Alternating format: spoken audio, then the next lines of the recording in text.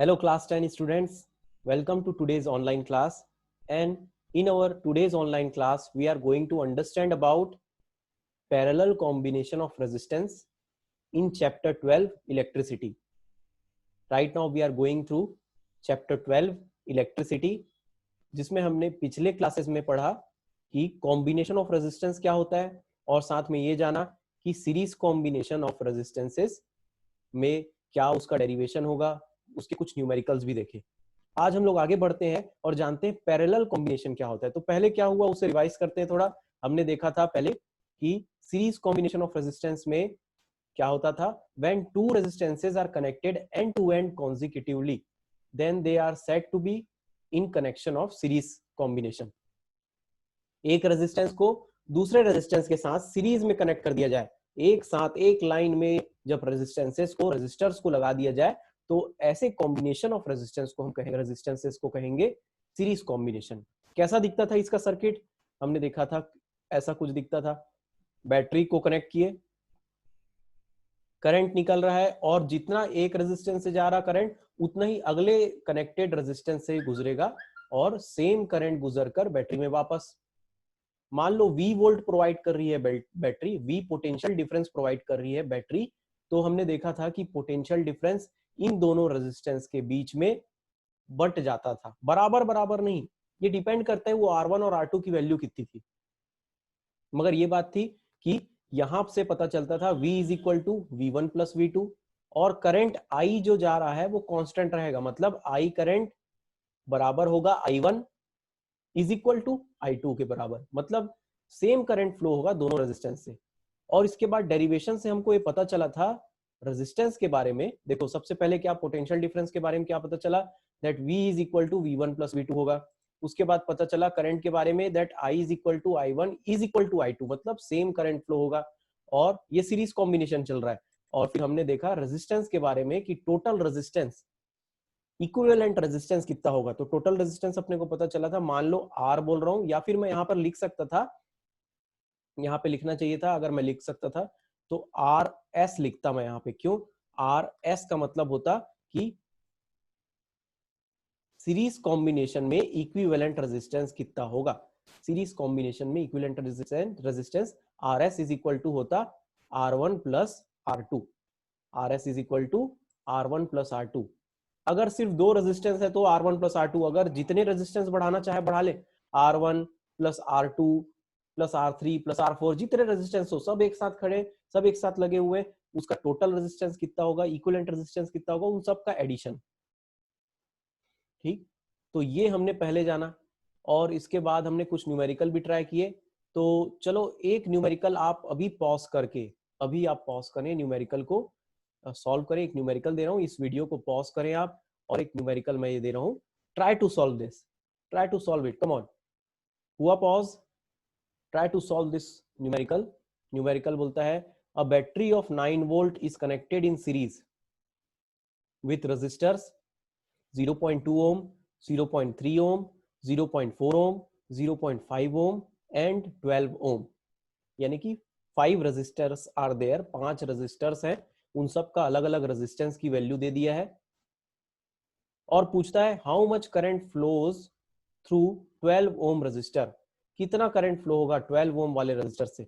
अब series combination में तो हमको मालूम ही है कि रेजिस्टर से सेम करंट फ्लो होता है, यानी कि हमको आई की वैल्यू निकालनी है ना। तो try to solve it. I hope that आपने पॉज किया है और सॉल्व किया है। I hope that you have paused and solve it. Try to solve it, pause करें अभी भी नहीं किए हैं तो, और सॉल्व करें। और अगर कुछ डाउट है तो पिछले वीडियो को देखें। पिछले वीडियो में मैंने सीरीज कॉम्बिनेशन के बारे में बहुत अच्छे से और डिस्क्रिप्टिव वे से बताया है। वो जब आप करेंगे तब आज का आपको थोड़ा फ्रूटफुल होगा ये वीडियो। तो चलिए आगे बढ़ते हैं, एक बार न्यूमेरिकल का सॉल्यूशन देख लेते हैं। अगर ये गलत बना तो चेक कर लेना। कंबाइंड रेजिस्टेंस, टोटल रेजिस्टेंस निकालते हैं हम। R इज इक्वल टू सबको प्लस कर दो, 13.4 आएगा। पोटेंशियल डिफरेंस दिया है 9 वोल्ट का, अरे दिया था भाई 9 वोल्ट का। टोटल करंट पता चल जाए, वही करंट फ्लो होगा 12 ओम के रेजिस्टेंस से, या फिर I5 भी वही होगा। तो करंट फ्लो हो रहा है उसको पता करने के लिए ओम्स लॉ का यूज करते हैं। ओम्स लॉ बोलता है V is equal to I into R, इसमें से जो ये R है वो हम टोटल R लेंगे। क्यों? क्योंकि टोटल पोटेंशियल डिफरेंस ले रहे हैं और टोटल करंट पता कर रहे हैं, टोटल करंट भी पता करना है। तो I इज इक्वल टू क्या होगा, V अपॉन R। तो V की वैल्यू 9 और I की वैल्यू 13.4। डिवाइड करेंगे तो आएगा 0.67। जिनका करेक्ट आंसर आया उनको शाबाशी, जिनको नहीं आया प्लीज पिछले वीडियो को देखें, पिछले वीडियो को देखें और फिर आप करेक्ट आंसर ला सकते हैं। बहुत आसान है ये, बस आपको वो कॉन्सेप्ट समझना है कि ये क्या हो रहा है सीरीज कॉम्बिनेशन में, और ओम्स लॉ को फिर बार बार लगाना है। ठीक, और आखिरी में आंसर जरूर लिखे, the current flows through the resistors connected in series circuit 0.67 ampere. ठीक, तो अब आगे बढ़ते हैं हम लोग पैरेलल कॉम्बिनेशन। ये तो पुरानी बात हो गई, हमने न्यूमेरिकल भी पिछली क्लास में किया। आज हम लोग आगे बढ़ते हैं और देखते हैं पैरेलल कॉम्बिनेशन ऑफ रेजिस्टेंसेस क्या होता है, कैसा दिखता है और क्या इसका एनालिसिस है, ये समझते हैं। सबसे पहले तो कैसा होता है, ये कैसे डिफाइन कर सकते हैं। व्हेन टू और more resistances are connected in branches in between the common joint, या फिर उसी को बोलते हैं node, then they are said to be connected in parallel combination। इसका मतलब ये हुआ, इस सर्किट डायग्राम के थ्रू बहुत आसानी से समझ सकते हैं। यही बात बोल रहे हैं यहाँ पे, एक बैटरी लगाया आपने, एक बैटरी लगाया V वोल्ट का, और उस V वोल्ट की बैटरी से करंट I निकल रहा, मगर पॉइंट A एक ऐसा पॉइंट आया जहां पर ये वायर दो हिस्सों में बट रहा है, दो हिस्सों में डिवाइड हो रहा है। ये वायर दो हिस्सों में, दो रास्ते जा रहे हैं करंट को फ्लो होने के, तो करंट क्या करेगा, इन दोनों रास्तों में कुछ पार्ट, टोटल I करंट का कुछ पार्ट एक रास्ते में जाएगा, दूसरा दूसरे रास्ते में जाएगा, या फिर बोल लो एक वायर में जाएगा और दूसरे वायर में करंट जाएगा, बट जाएगा करंट बट जाएगा। दो रास्ते मिले ना, ऐसा नहीं है कि एक ही रास्ता ले लेगा, वो दोनों रास्ते लेगा। ठीक, कितना लेगा सर, कितनी होगी वैल्यू, ये सब बाद में देखेंगे, मगर करंट यहाँ बढ़ गया। I करंट आ रहा था बैटरी से, बढ़ गया करंट, यहाँ पे कुछ करंट इसमें गया, मान लो I1 है, कुछ करंट इस रास्ते में गया, इस वायर में गया, वो I2 है। यहाँ पर R1 रेजिस्टेंस है, यहाँ पे R2 रेजिस्टेंस है, इससे गुजरेगा I1, इससे गुजरेगा I2। अब एक समझने की बात, ये I1 I2 मिलकर वापस बैटरी में आ गया I करंट।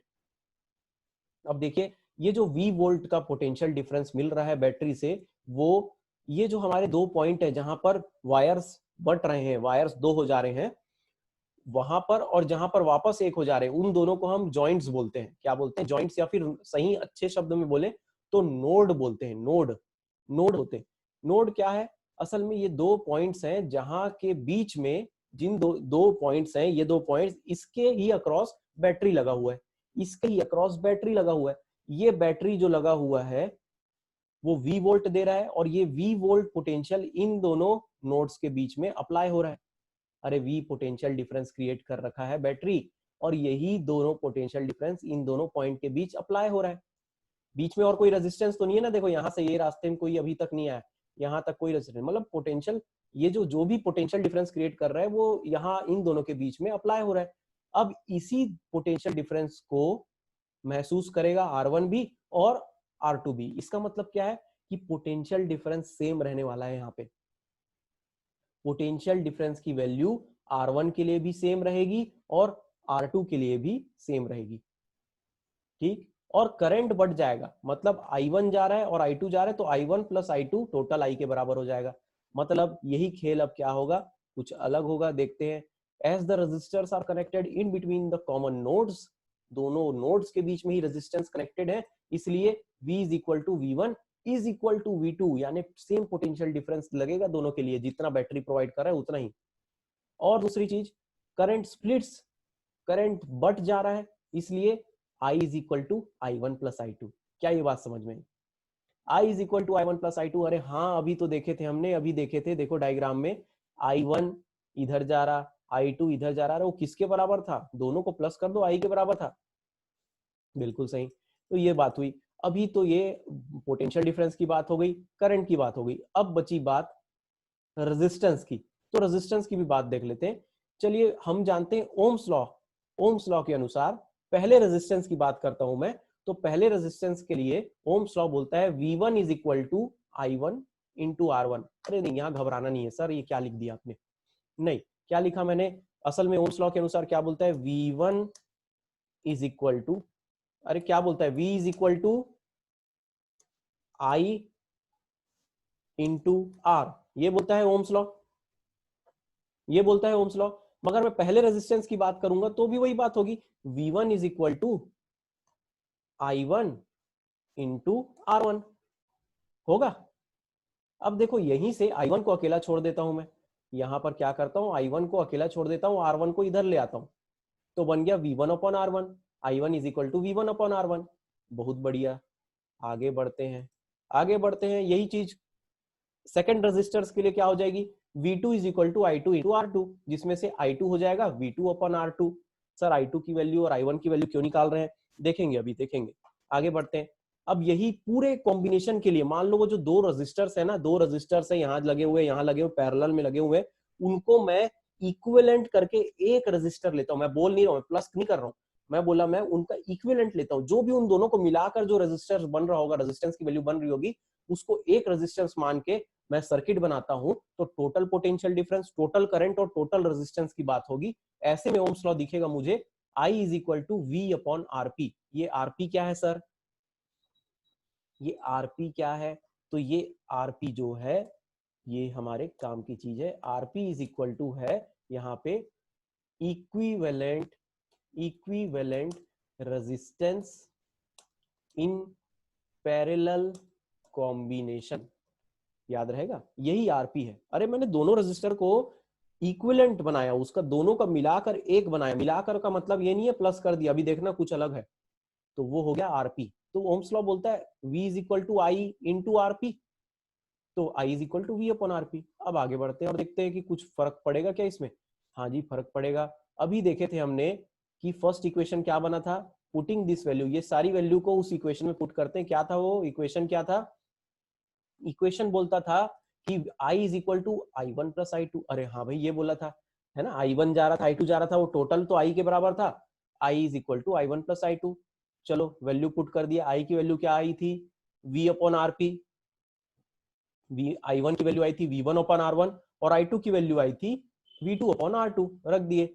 चलो अब आगे बात आती है कि V is equal to V1 is equal to V2 भी था, याद आ रही है ये वाली बात, V is equal to V1 is equal to V2, यानी V1 को भी मैं V लिख सकता हूँ और V2 को भी V लिख सकता हूँ। अरे सेम नोड के बीच में दोनों रजिस्टर लगे थे, दोनों बैटरी से सेम पोटेंशियल डिफरेंस पाएंगे, तो V आ गया ऊपर सब, ये सारे V कैंसिल हो जाएंगे। कैसे, देखो यहाँ ब्रैकेट करके V को बाहर निकाल दूंगा, V कैंसिल, आखिरी में बचेगा क्या, 1 upon RP is equal to 1 upon R1 plus 1 upon R2।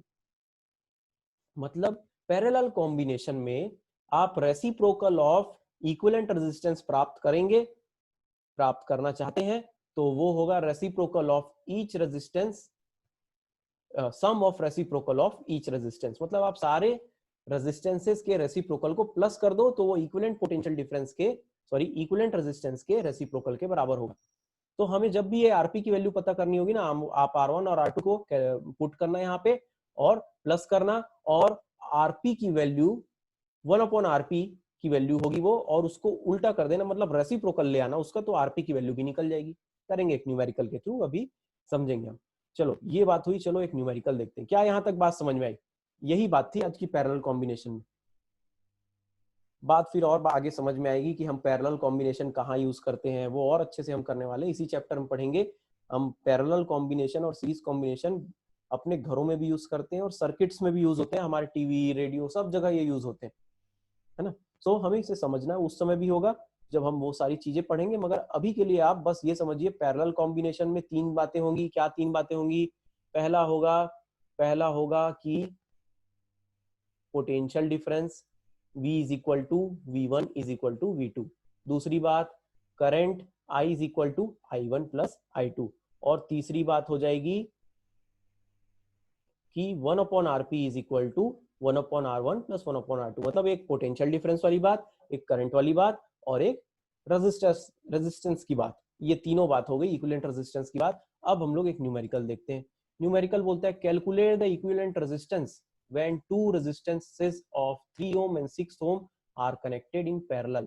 मतलब बोल रहा है कि दो रेजिस्टेंस है, एक है 3 ओम का और दूसरा है 6 ओम का। देखो 3 ओम का और 6 ओम का, पहला रेजिस्टेंस है 3 ओम का, दूसरा रेजिस्टेंस है 6 ओम का, और आखिरी में पूछता है कि इक्विवेलेंट रेजिस्टेंस प्राप्त करें, इक्विवेलेंट रेजिस्टेंस बताएं।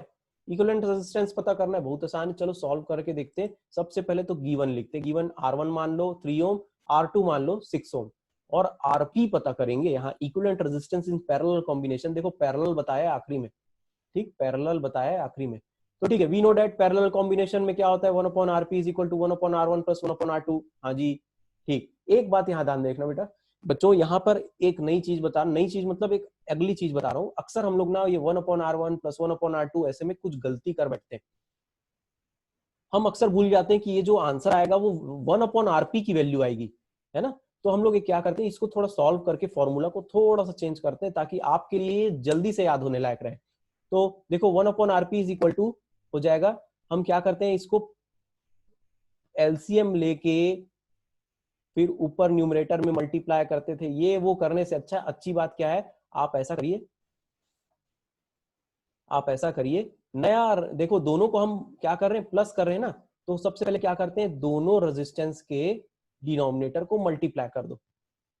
तो हमको नया नया एक नया न्यूमरेटर डिनोमिनेटर मिला, वो बन जाएगा R1 इंटू R2, ये मिल जाएगा। ये ना हमारा डिनोमिनेटर हो गया डायरेक्ट। अब आप क्या करिए, अब आप क्या करिए कि यहाँ पर ये वाला ऊपर में ये जो R2 है उसको 1 से मल्टीप्लाई करो। तो अब आपको क्या मिलेगा, इधर में R1 मिल जाएगा। हम लोग सॉल्व भी करेंगे ना इसको, तो वो एलसीएम लेके जो करते थे पुरानी बात होगी। अब बच्चों के पास समय नहीं, आप एग्जाम में भी बहुत कम समय रहता है। और देखो यहाँ पे R1 की वैल्यू, R1 को 1 से मल्टीप्लाई कर दोगे इधर से, ये वाले को क्रॉस मल्टीप्लीकेशन होता है ना, ये शायद आपको पहले से पता था।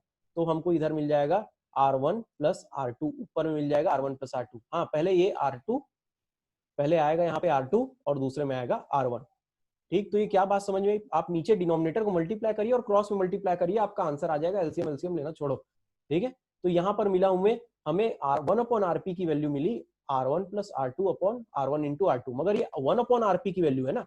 Rp की वैल्यू क्या होगी, जस्ट पलट दो उसको, reciprocal Rp is equal to R1 into R2/R1 plus R2। तो थोड़ा सा ना इसको याद रख लेना, ये थोड़ा सा रटने वाली बात नहीं, इतना तो याद हो सकता है कि Rp is equal to parallel combination में ना इक्विवेलेंट रेजिस्टेंस हो जाएगा R1 into R2/R1 plus R2। अगर दो रेजिस्टेंस है ना, फट से निकाल लेना, ठीक।